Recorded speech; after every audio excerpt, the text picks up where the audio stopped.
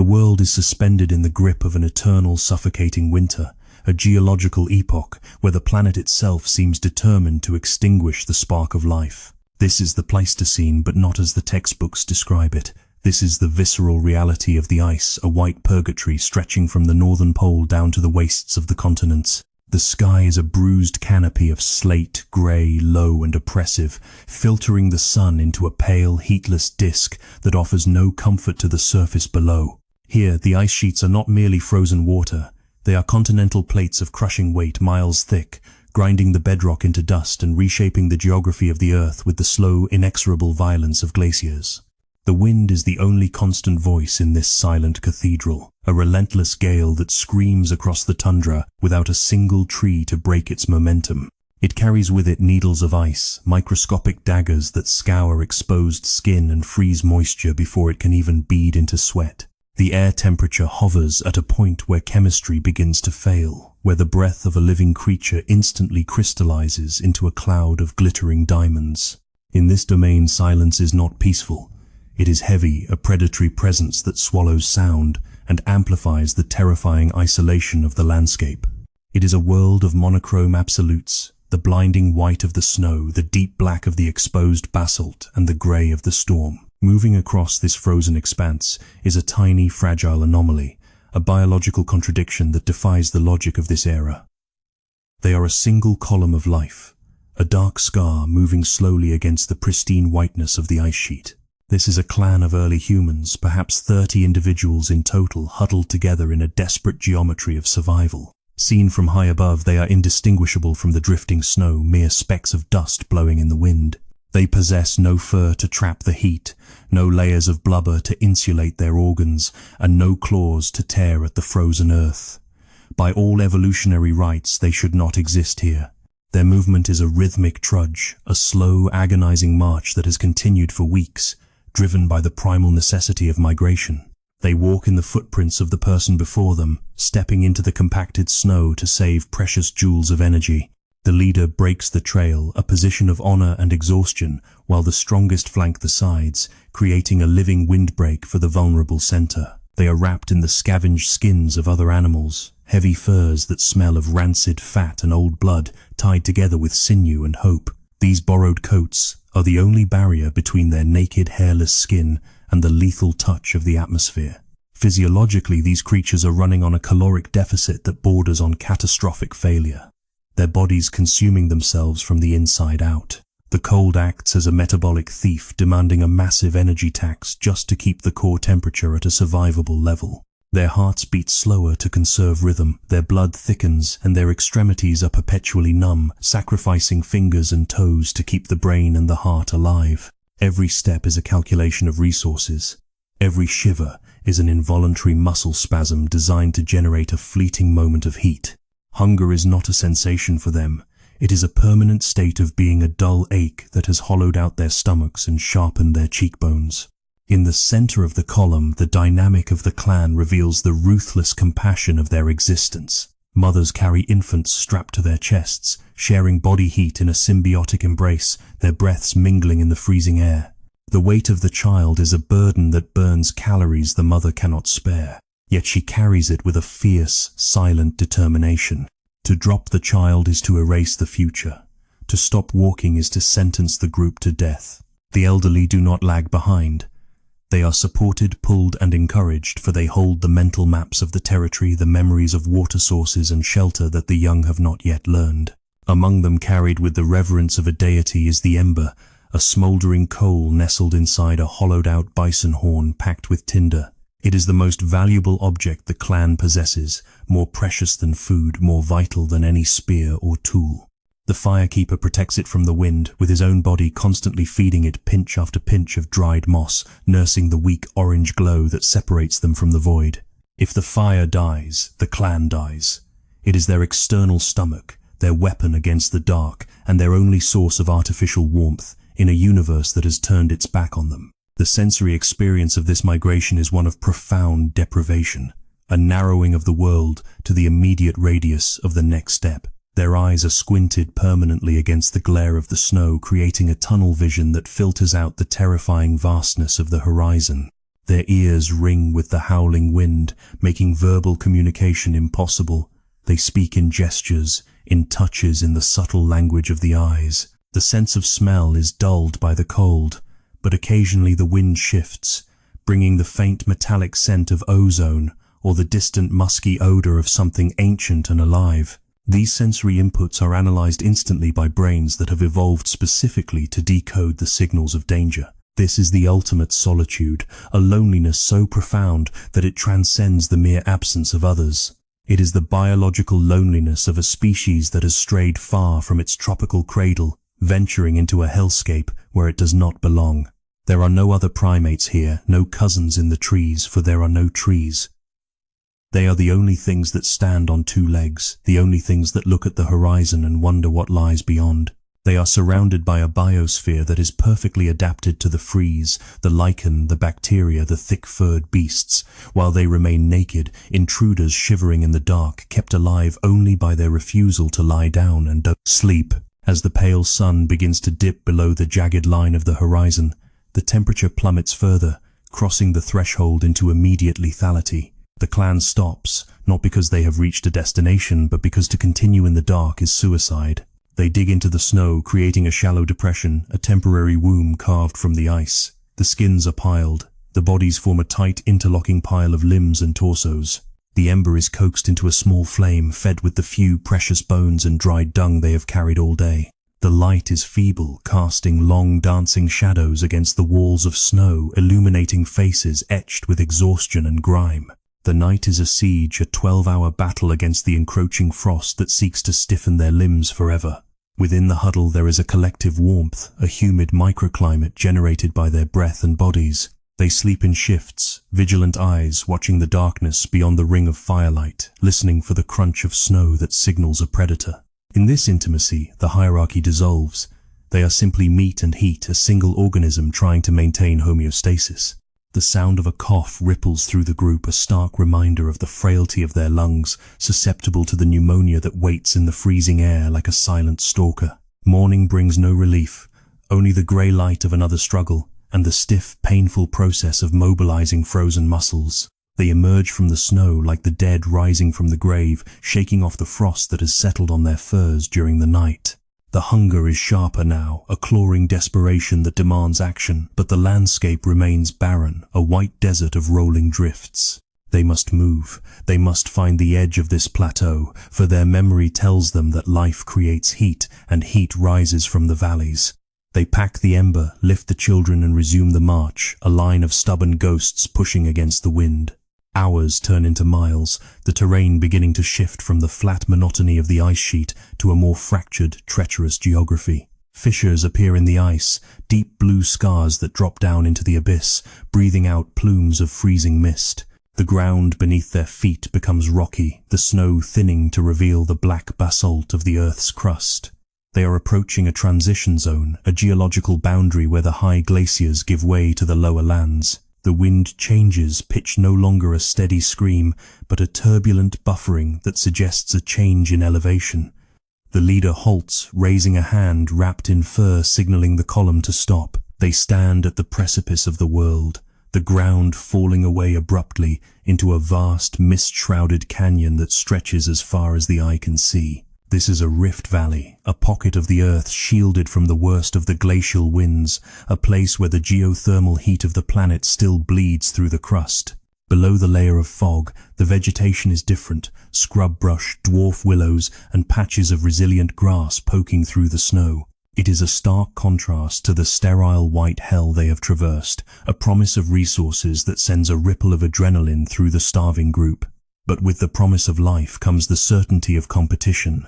Through the shifting curtains of mist, the shapes begin to emerge first as dark moving boulders, then resolving into forms that defy the scale of human comprehension. They are down in the valley, a massive herd moving with the slow tectonic grace of continents adrift. These are the woolly mammoths, the titans of the Ice Age, creatures so large that their passing vibrates the ground the humans stand upon. Their tusks are curved scythes of ivory longer than a man is tall. Their coats are thick mats of shaggy hair that hang like distinct ecosystems.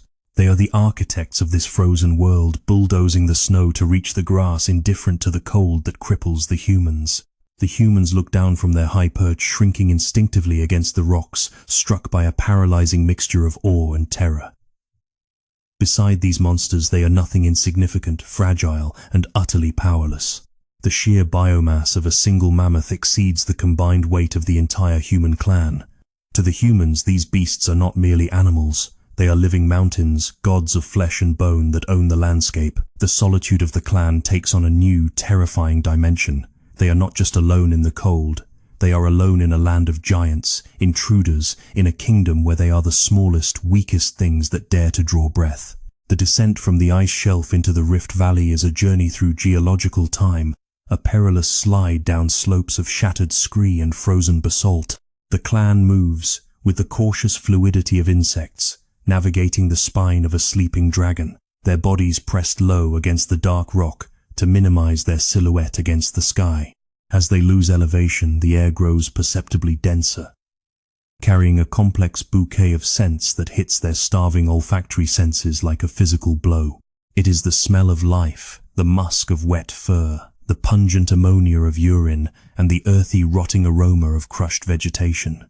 The silence of the high ice is replaced by a low-frequency rumble, a vibration that travels through the soles of their feet and rattles the bones of their inner ears. This is the heartbeat of the valley, the collective thrum of the megafauna that occupy the basin below. Entering the valley floor, the humans find themselves navigating a landscape that has been terraformed by the passage of giants. The snow here does not lie flat. It is churned into chaotic ridges and valleys by feet the size of tree stumps. The clan steps into the footprints of the mammoths, utilizing the compressed snow as a highway through the drifts, literally walking in the wake of the gods they fear.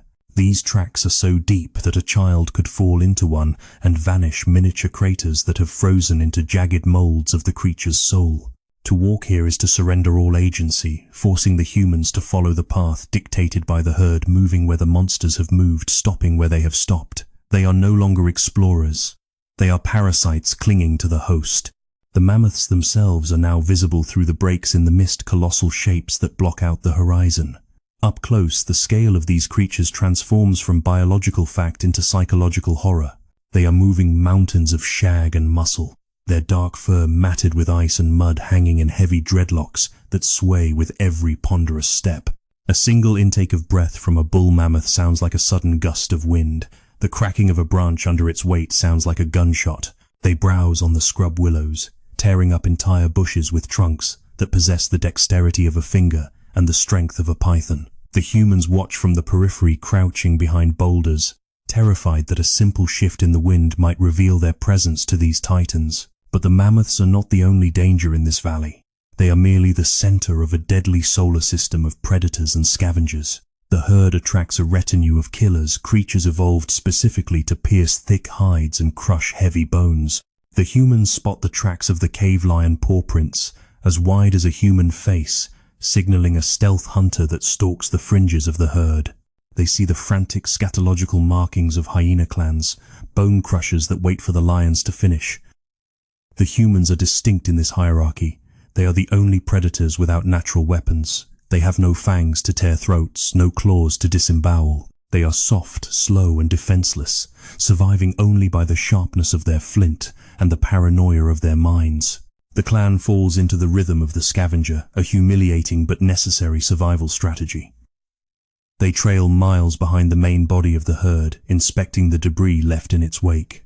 They pick through the mammoth dung, searching for undigested seeds or beetles, anything that can provide a flicker of caloric energy. They locate the remains of a kill from days ago, a carcass stripped of meat, leaving only a skeletal cage reaching for the sky. The humans descend upon it using heavy stones to smash the femurs, cracking the bones to access the frozen marrow inside. It is a desperate feast, sucking the rich, fatty jelly from the splinters of bone eyes, darting nervously to the horizon, knowing that the smell of exposed marrow travels fast in the cold air. The elders of the clan lead this grim procession, their minds serving as a living database of ecological knowledge. They read the snow like a text, interpreting the subtle signs that the younger members miss. A broken twig at a certain height indicates the browsing of a browser. A patch of yellow snow signals the territorial marking of a wolf pack. They know that when the birds suddenly take flight from the scrub, death is approaching. They communicate this with hand signals, a silent language of survival that bypasses the need for voice. Every movement is calculated to minimize noise. They step with the balls of their feet first, testing the snow crust before committing their weight. In this world, to be heard is to be hunted. As the day progresses, the psychological weight of their insignificance begins to press down on the group. They are living in the shadow of entities that are indifferent to their existence, creatures that could crush an entire lineage without breaking stride. The mammoths are not malicious. They simply are massive forces of nature, like the glaciers or the storms.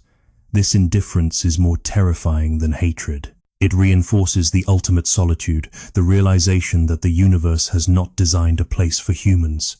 They are an evolutionary afterthought struggling to find a niche in a world built for monsters. The hunger in their bellies turns into a dark ambition, a blasphemous thought that begins to take root. What if the god could bleed? What if the mountain could fall? The weather in the valley is volatile, a chaotic interplay of thermal currents and downdrafts from the ice sheet. Without warning, the sky darkens, the grey light shifting to a bruising purple as a pressure system collapses over the rift. The wind changes direction, swirling erratically, confusing the nose and the ear. Snow begins to fall, not the gentle drift of the morning, but a horizontal assault of heavy wet flakes that cling to everything. Visibility drops to near zero in minutes, the world dissolving into a wall of rushing white. The herd of mammoths vanishes into the storm, their rumbles swallowed by the shrieking wind. The clan is exposed, caught in the open between the safety of the rocks and the trail of the beasts. In the whiteout, the cohesion of the column fractures. The visual link between the leader and the tail is severed. Voices are snatched away by the gale. They try to huddle, but the wind is too strong, scattering them like dry leaves. It is in this chaos, this sensory blindness, that the true apex predator makes its move. It is not a lion or a wolf, but something older and more terrible, a short-faced bear. It emerges from the white curtain not as a shape but as a sudden eclipse of the remaining light. It is a creature of nightmare proportions, standing on long runner's legs, towering over the humans, even on all fours, a biological tank designed for speed and brute force. The attack is silent and surgically precise. There is no roar, no cinematic warning. The bear simply manifests in the center of the scattered group, a mountain of wet fur and muscle moving with impossible velocity. A massive paw tipped with claws the size of knives swipes out in a blur of motion. It connects with a straggler, a young male carrying a bundle of scavenged wood. The impact is sickening, a wet thud that breaks the spine instantly. The human is lifted from the ground, ragdolled through the air, and pinned beneath the crushing weight of the predator. The bear does not pause. It snaps its jaws, a sound like a trap closing, ending the struggle before the victim can even scream. The rest of the clan reacts with the panicked instinct of prey. They do not fight. They cannot fight this demon in the storm. They scatter, diving into snowbanks, scrambling up the icy scree, making themselves small, making themselves invisible. They abandon their kin. It is the brutal mathematics of the Pleistocene. One life lost buys time for the others to escape. The bear, satisfied with its prize, drags the body into the swirling white, vanishing as quickly as it appeared. The only evidence of the violence is a smear of bright crimson on the snow, steaming in the cold, and the sudden heavy absence of a member of the tribe. The storm rages on, indifferent to the tragedy, burying the blood under a fresh layer of pristine white. When the wind finally dies down and the clan regroups, the silence is heavier than before. They count the heads. One is missing. There is no mourning ritual, no time for tears. The cold does not allow for grief. The loss is internalized, a heavy stone in the gut of every survivor. They are fewer now. The buffer between them and extinction has thinned. The encounter has stripped away any illusion of safety. They are not hunters. They are refugees in a war zone, trespassing in a land of giants. The fire is lit with trembling hands, the ember coaxed into life, not just for warmth, but as a desperate plea to the universe that they are still here, still burning despite the darkness that seeks to snuff them out. They look out at the valley now, calm and buried in snow. Somewhere out there, the mammoths are still moving, warm and invincible in their mass. Somewhere out there, the bear is feeding. The humans sit in their shallow snow pit, chewing on strips of leather and frozen marrow, their eyes wide and reflecting the flames. The hunger has not faded. It has been sharpened by fear. They realize that scavenging is a slow death. To survive in the world of monsters, they cannot merely eat the scraps left behind. They must cross the line. They must stop being the rats in the shadow and become the killers in the light. The decision forms in the collective silence. Tomorrow they will not follow. Tomorrow they will hunt. The dawn that follows the storm is crisp, brilliant, and utterly unforgiving, illuminating a landscape that has been scrubbed clean by the violence of the wind. The clan emerges from their snow burrow, fewer in number, their movements stiff with the accumulating trauma of the migration. The hunger is no longer a passive ache. It has transformed into a metabolic emergency, a silent alarm ringing in the primitive centers of their brains. The scavenging of the previous days has provided only enough energy to delay death, not to sustain life. The loss of a member to the bear has shifted the psychological calculus of the group. They understand now that passivity is a death sentence. To remain as bottom feeders is to wait for the next predator to cull them. The only path forward, the only way to alter the inevitable equation of their extinction, is to ascend the food chain. They scan the valley floor, eyes narrowed against the glare, looking for the herd that vanished into the blizzard. The mammoths have reappeared, dark islands in a sea of white grazing miles away, near the edge of a frozen tributary. But the hunters are not looking at the group. They are looking for the anomaly. They scan the periphery, searching for the straggler, the weak link that nature has already marked for deletion. They find him a solitary bull separated from the main body by a significant distance. He is massive, an elder of his species, his tusks crossed and chipped from decades of dominance, his coat grey with age. He moves with a slight limp, favoring a rear leg that perhaps failed to navigate a drift during the night's chaos. The preparation for the hunt begins with a ritual of technological assembly, a desperate engineering project on the edge of the Stone Age. The hunters sit in a circle, their hands working with practiced, feverish intensity. They do not possess claws or fangs. They must build them. Flint cores are struck with hammerstones, flaking off razor-sharp blades that are serrated like the teeth of a shark. These stone points are fragile, prone to shattering on impact, so they must be crafted in bulk. They are hafted onto wooden shafts, straight branches carried from the lowlands, using heated pine resin and lashings of dried sinew. The weapons are pitifully light compared to the target. A spear weighs a few pounds. The enemy weighs 6 tons. The physics are entirely against them. The strategy is not one of confrontation but of manipulation. They cannot fight the beast, so they must weaponize the landscape against it. The elders survey the terrain, identifying a topographical trap, a shallow ravine where the snow has drifted deep, concealing a bog that has not yet fully frozen solid. If they can drive the bull into this depression, his own immense weight will become his prison.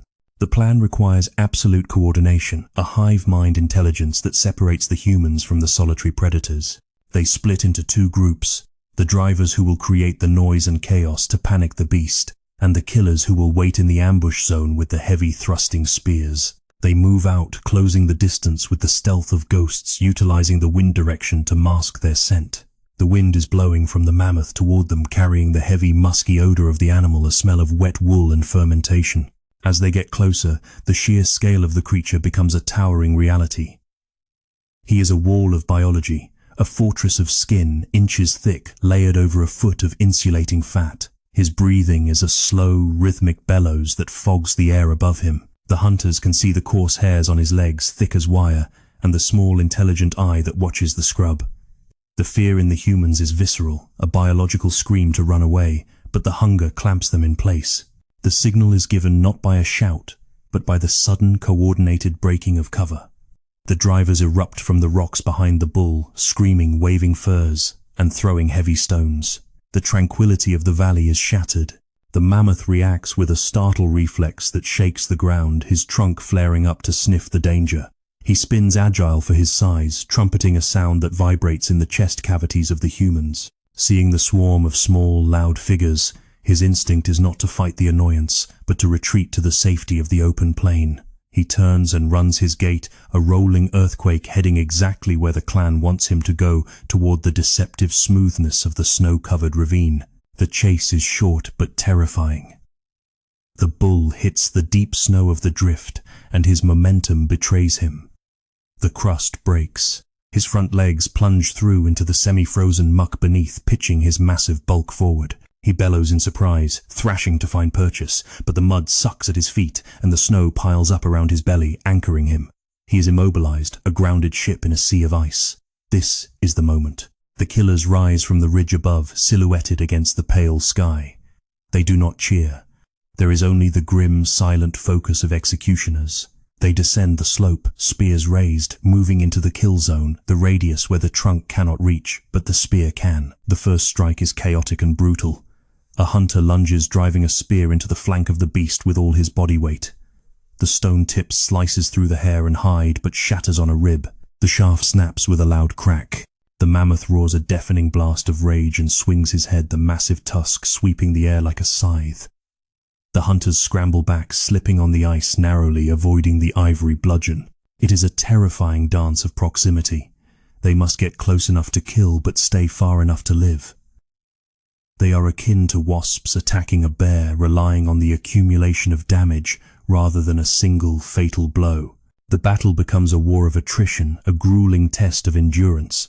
More spears are thrown, some bouncing harmlessly off the thick shoulder pads, others finding soft tissue in the belly and thighs. The snow around the beast begins to stain pink, then red. The mammoth fights with primal fury, using his trunk to grab at the air, tossing snow and mud at his tormentors. He is not a passive victim. He is a king fighting for his life. At one point he manages to free a leg and lurches forward, nearly crushing a hunter who slips. The clan screams, distracting the beast, drawing its attention in a dozen different directions.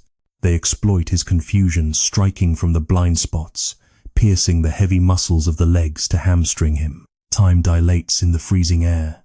The humans are panting, their lungs burning from the exertion, their sweat freezing on their skin. The adrenaline is fading, replaced by the heavy leaden weight of fatigue, but the beast is tiring faster. The blood loss is significant, steaming in the cold, draining his hydraulic pressure. His movements become slower, the terrifying sweeps of his tusks losing their velocity.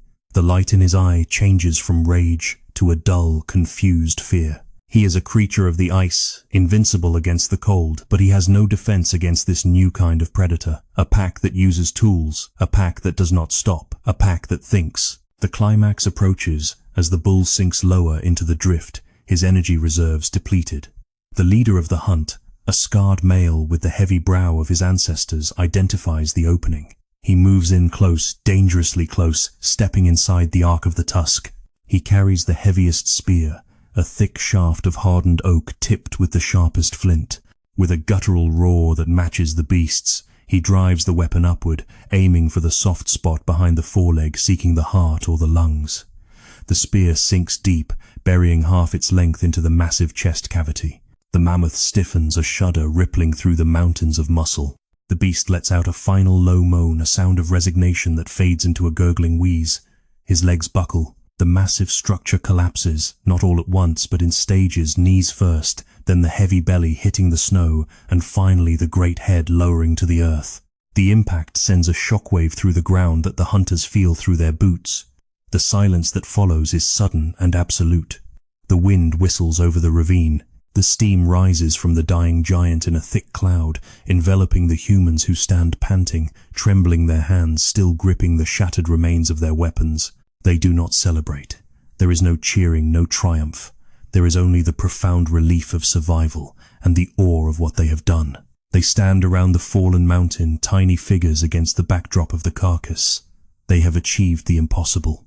They have taken down a god. The hierarchy of the valley has been momentarily suspended. The scavenger has become the butcher.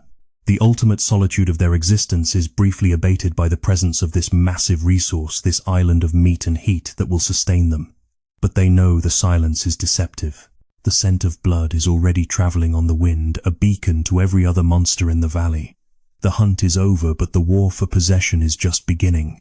The death of the mammoth signals a fundamental shift in the thermodynamics of the immediate environment, transforming a barren patch of ice into a radiant nexus of heat and energy. The carcass lies like a fallen fortress, a massive geological feature of flesh and bone that disrupts the sterile continuity of the snow. Steam rises from the body in a thick vertical pillar, a beacon of life escaping into the freezing vacuum of the atmosphere. The humans stand within this aura of warmth, their breath mingling with the fading exhalations of the beast. The silence that followed the kill is now broken by the urgent, rhythmic sounds of industry.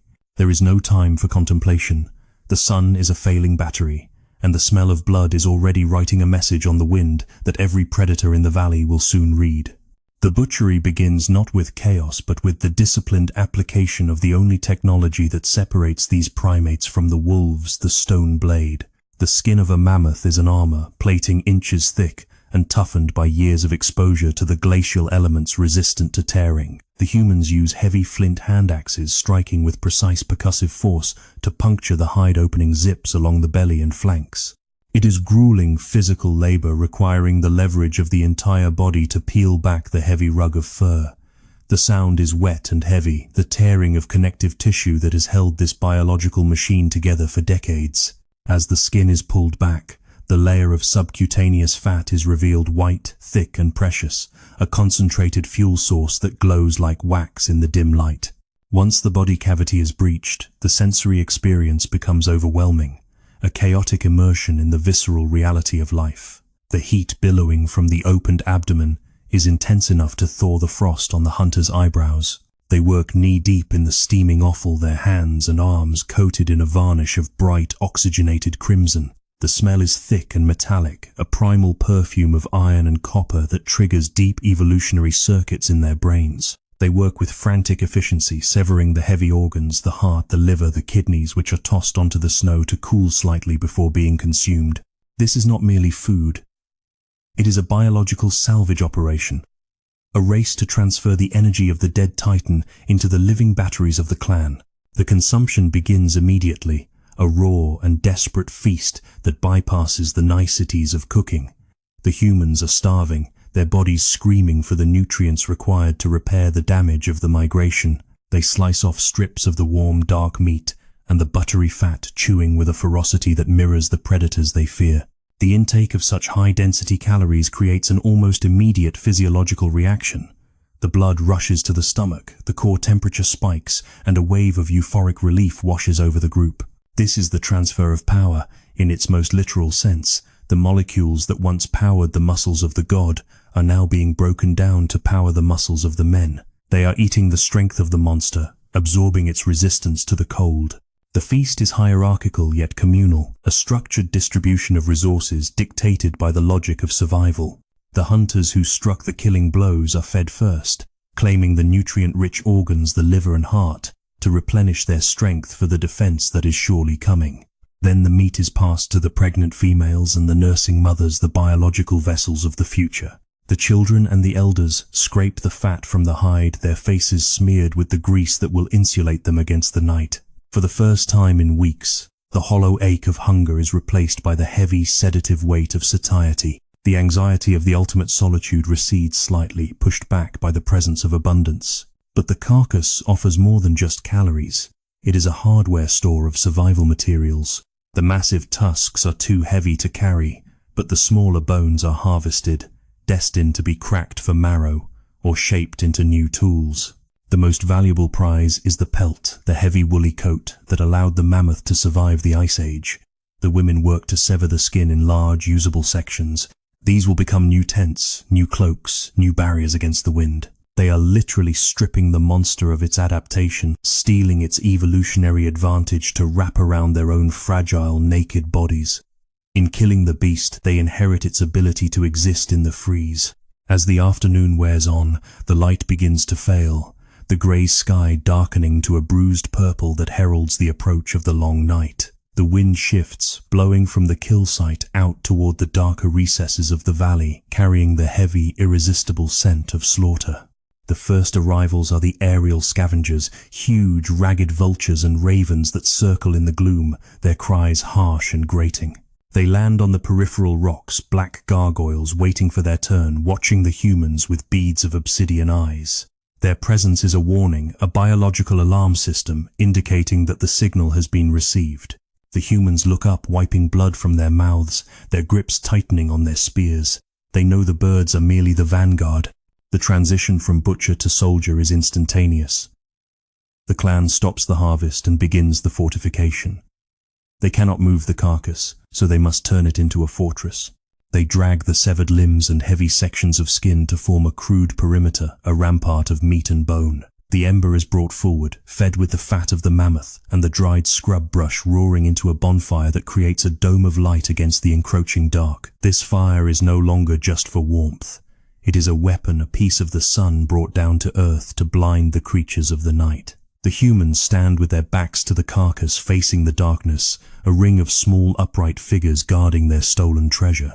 The enemy arrives not with a roar but with the sound of quiet, synchronized movement in the snow. They appear at the edge of the firelight first, as pairs of glowing, reflective tapestries in the dark, the tapetum lucidum of nocturnal hunters. These are dire wolves, the heavy-bodied, bone-crushing cousins of the modern grey wolf beasts built like battering rams. They move as a fluid unit, a pack of 20 or more circling the campsite with the discipline of a military squadron. They do not fear the humans. To them, the humans are just another scavenger, to be displaced soft apes that have stolen a kill that belongs to the strong.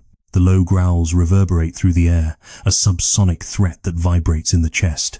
The standoff is a clash of two distinct evolutionary strategies: the biological perfection of the pack versus the technological ingenuity of the tribe.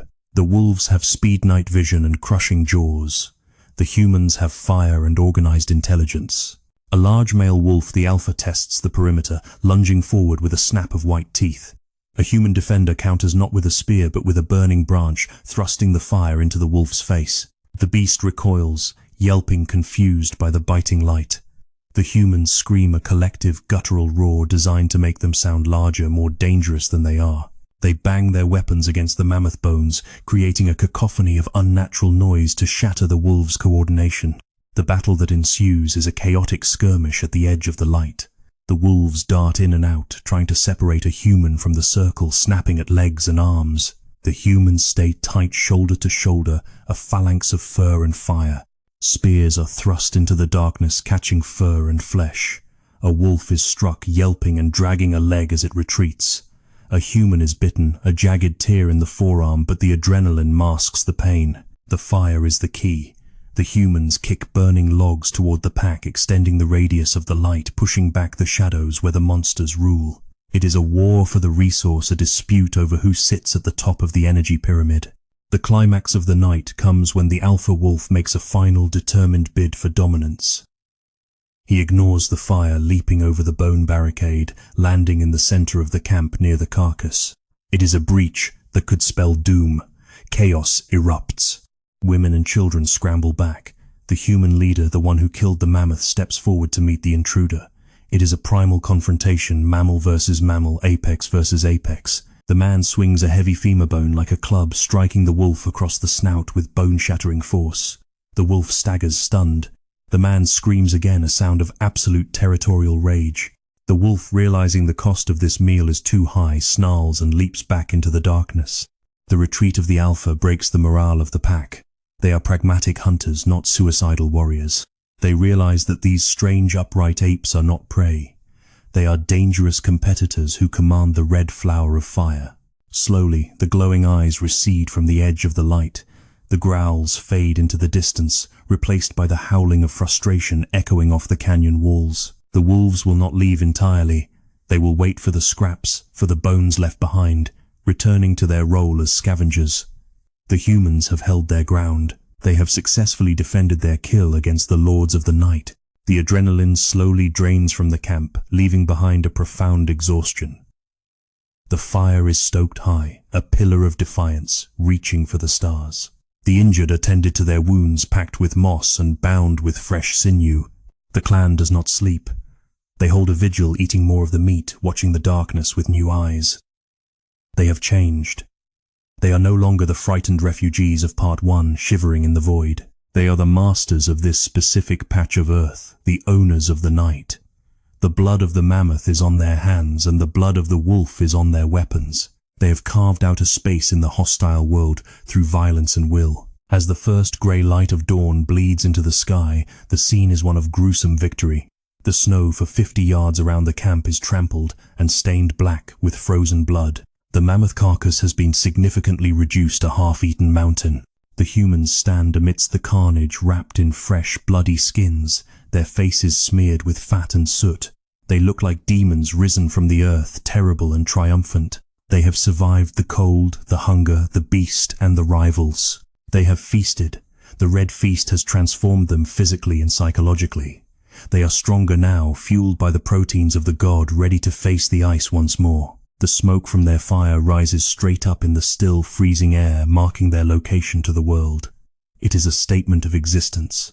In the vast, indifferent theatre of the Pleistocene, where species rise and fall in the blink of a geological eye, this small group of bipeds has planted a flag. They have proven that they can do more than endure. They can conquer. But the mammoth is finite. The meat will freeze or rot. The herd has moved on. The migration must continue. They have won the battle for the night, but the war for survival is eternal. They pack their new wealth, the dried meat, the heavy furs, the bone tools, and prepare to move, leaving the picked clean ribs of the giant as a monument to their passage. The clan leaves the skeletal cathedral of the mammoth behind, resuming their migration across the frozen plateau. They are physically transformed, no longer the shivering, emaciated ghosts that stumbled out of the white void weeks ago. They are heavier now, their frames padded with the dense, insulating fat of the fallen titan, their movements powered by the high-octane fuel of red meat. They are draped in new skins, heavy cloaks of shaggy wool that smell of blood and smoke, creating a mobile microclimate that shields them from the biting wind. The hierarchy of the group has solidified. They walk with the confidence of creatures that have stared into the abyss of extinction and forced it to blink. The snow crunches under their feet, not with the drag of exhaustion, but with the rhythmic, purposeful stride of an invasive species marching toward new territory. In their hands, they carry the legacy of the beast, transformed through ingenuity into the instruments of future dominance. The ribs of the mammoth have been straightened and sharpened into spear points harder and more durable than the brittle flint. The scapula has been fashioned into a shovel for clearing snow. The ivory slivers are used as needles to stitch the hides. This is the dawn of a technological symbiosis where the victim provides the arsenal for the victor. The humans have absorbed the mammoth into their culture, turning its biology into their technology. They do not need to grow thick fur or heavy tusks because they can simply take them. This ability to outsource evolution to craft external adaptations from the environment marks the decisive break from the rest of the animal kingdom. Deep within the physiology of these walkers, a silent, invisible revolution is taking place, driven by the sudden influx of high-quality protein. The massive caloric load from the feast is diverted not just to the muscles, but to the most expensive organ in the body, the brain. Neurons are firing with increased complexity, forging new pathways of association and memory. The hunt required planning, communication, and the suppression of instinct. The success of the hunt reinforces these neural architectures. They are becoming smarter with every generation, their minds expanding to fill the vacuum left by their physical frailty. They are beginning to understand time, to predict the future based on the past, to conceptualize tomorrow not just as a repetition of today, but as a space that can be manipulated. The landscape begins to change as they push further north, traversing the spine of the continent toward the great land bridge that connects the worlds. The ice sheets here are miles thick, a white desert that covers the ocean, locking up the planet's water and lowering the sea levels. This is Beringia, a transient kingdom of steppe tundra that exists only during the deep freeze. The wind screams across this intercontinental highway, carrying the dust of ground-up mountains. The humans are walking on the bottom of the future sea, a path that will one day be erased by the melting ice. They are the only witnesses to this geography, small dark specks navigating a temporary bridge between the old world and the new, carrying the spark of humanity into the unknown. As they walk, the definition of their solitude undergoes a profound metaphysical shift. In the beginning, they were alone because they were weak, isolated by their inability to cope with the elements. Now they are alone because they are becoming the apex. They are separating themselves from the natural order, stepping out of the food chain's circular logic and positioning themselves above it. They are no longer just another animal in the ecosystem. They are becoming its curator and its executioner. The wolves keep their distance, the lions watch from the ridges, and the herds panic at their scent. The ultimate solitude is the burden of the predator that has no natural enemies left, the loneliness of the king who sits on a throne of bones. The era of the monsters is approaching its twilight, though the titans do not yet know it. The climatic pendulum is beginning to swing. The deep freeze will eventually give way to the Holocene warming. The swamps will return, trapping the heavy megafauna. The forests will expand, choking the grazing lands of the mammoths. But the primary agent of their demise walks on two legs. These humans are the vanguard of the overkill. As they spread across the continents, they will encounter beasts that have never seen a primate, creatures that possess no evolutionary fear of the small, hairless bipeds. These naive monsters will fall quickly to the coordinated violence of the spear and the fire. The humans are the asteroid that has already struck. The shockwave is just moving at the speed of a walking man. Generations will pass in the blink of a geological eye. The clan will fracture, split, and multiply their descendants, spreading like a slow-moving fire across the Americas, Europe, and Asia. The tools will improve. The stone will give way to copper, then bronze, then iron. The tents of skin will become huts of mud, then houses of timber, then towers of glass. But the foundational trauma of this era will remain etched in the collective genetic memory of the species. The fear of the dark, the fear of the large predator, the primal comfort of the fire, these are the scars left by the Pleistocene. Every time a modern human huddles around a campfire or shivers in a winter storm, they are reenacting the survival of this specific lineage. The mammoths, the woolly rhinos, and the saber-toothed cats will retreat into the mists of time, becoming myths, and then fossils buried beneath the permafrost. They will be remembered only as static skeletons in museums, silent giants that once ruled the earth. Their reign was long and majestic, spanning millions of years of ice and snow. But they were bound to the climate, tethered to the specific conditions of the cold. When the world changed, they could not change with it. They were masterpieces of biological engineering, but they were rigid. The humans, however, were fluid. They were the water that flowed around the obstacles, the shapeshifters who could wear the skin of the bear and wield the tooth of the lion. In the final assessment, the documentary of this era is a tragedy for the biosphere, but a triumph for the ape. The silence of the Arctic today is a graveyard silence, the echo of a world that was once loud with the trumpeting of giants. The emptiness of the tundra is not natural. It is a hollowed-out landscape, a stage cleared of its main actors. The humans filled that silence with their own noise, with language, with music, with the roar of machines. They replaced the diversity of the megafauna with the singularity of their own civilization. The world of monsters did not disappear. It was simply conquered and consumed, absorbed into the biomass of the human race. We are the tomb of the mammoth. Their energy is still cycling through our veins. The camera pulls back, rising high above the ice bridge, ascending until the clan is lost in the vastness of the white sphere. The earth hangs in the black void of space, a marble of blue and white, beautiful and indifferent. The storms swirl over the poles, the glaciers grind the continents, and the sun watches with its cold, distant eye. Down there on the surface, the struggle is over. The fragile, lonely bipeds have survived the winter. They have refused to die. They have taken the flame from the horn and ignited a fire that will consume the planet. They have walked out of the food chain and into history. The footprints they leave in the snow are quickly filled by the drift, erased by the wind as if they were never there. But the path remains. It is a vector of conquest pointing straight toward the future. The ultimate solitude of the human species is the solitude of the survivor, who looks around the empty room and realizes that there is no one left to fight. The monsters are gone, buried in the ice, but the hunger remains, that ancient driving hunger to explore, to consume, to dominate. It is the engine that will drive them to the ends of the earth and eventually to the stars. The Ice Age ends not with a whimper, but with the steady, rhythmic beat of a human heart echoing in the silence of a conquered world.